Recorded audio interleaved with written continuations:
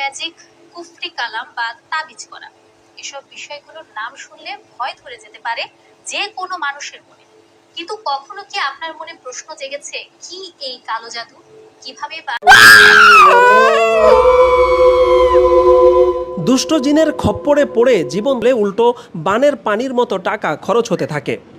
এমন পরিস্থিতিতে আমাদের সকাল হতেই হুজুরের বাসার বাইরে দেখা গেল শতাধিক মানুষের ব্যাপক ভিড়। দেশের হুজুরের স্বচ্ছতা এবং তার ব্যাপারে নিজেদের আস্থার কথা জানিয়েছেন দেশের সচেতন ওলামায়ে কেরাম। পৌরাণিকভাবেই উনি মানুষের চিকিৎসা করে থাকেন এবং লক্ষ লক্ষ অ্যালার্জির মতো ছোট ছোট। আমি বড় পেরেশান হলাম, অনেক ডাক্তার দেখালাম, কিন্তু তেমন কোনো উন্নতি হলো না। পরে আমার উস্তাদে মোহতারাম সন্দীপ বিশ্বাস হুজুরের জামাতা মুফতি আসমাল্লাহ সাহেব হুজুর আমাকে বললেন, মাদিনগর নূরবাগে একজন হুজুর আছেন আবদুল্লাহ হুজুর, তুমি ওখানে যেতে পারো। তো আমার আহলিয়াকে এখানে নিয়ে আসছি। হুজুর কিছু তদবির দিয়েছিলেন, এটা দেওয়ার পর আলহামদুলিল্লাহ পরিপূর্ণ সুস্থ হয়ে যায়। এই 6-7 বছর পর্যন্ত আর কখনো অ্যালার্জির রোগটা দেখে নাই। এটা বাস্তব বলতেছি, এখানে আমার হুজুরের সাথে কোনো নাই। চিকিৎসা নেওয়া হয়েছে, তো ইদানিং আমার ওয়াইফের একটু সমস্যার কারণে এই জায়গায় আসা হয়েছে। আলহামদুলিল্লাহ চিকিৎসা নিছি, চিকিৎসা ভালো হয়েছে। আমাদের এখানে ট্রিটমেন্ট করে আমার ওয়াইফ আলহামদুলিল্লাহ অনেক ভালো আছে। এখন সবার জন্য দোয়া রইল, আমাদের জন্য দোয়া করুন। তারপর আমরা অনেক রুগী নিয়েছিলাম, ছোট রুগী নিয়েছিলাম, কয়েকদিন আগে আমার নন্দেরও নিয়েছিলাম, তারও বলা খুশি। তারপরে আমি তো নিজে আইতেছি টুকটাক নিয়ে, আজকে নিয়ে আসলাম ছেলেদের। সবাই ভালো হয়েছে আলহামদুলিল্লাহ, সবাই। ঠিক আছে, রাখেন। আল্লাহু আকবার, আল্লাহু আকবার, আল্লাহু আকবার, আল্লাহু আকবার, আল্লাহু আকবার, আল্লাহু আকবার, আল্লাহু আকবার, আল্লাহু আকবার। এবার ডাকেন।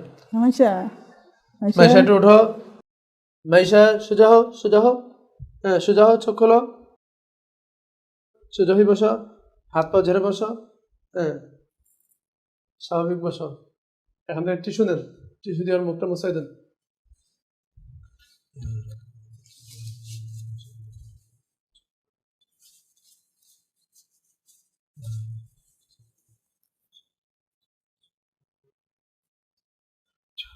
ভাইসা তুমি কেমন আছো? হাত পা একটু ঝাড়ো, হাত পা ঝাড়ো, হাত লাড়তে পারো? হ্যাঁ, পাও নাড়ো তো, পাও লাড়তে পারো? হ্যাঁ, কথা বলতে পারো? আলহামদুলিল্লাহ বলো, আলহামদুলিল্লাহ। আরো জোরে। তোমার সাথে একটু ভালো লাগতেছে? কথা বলতে পারতেছো?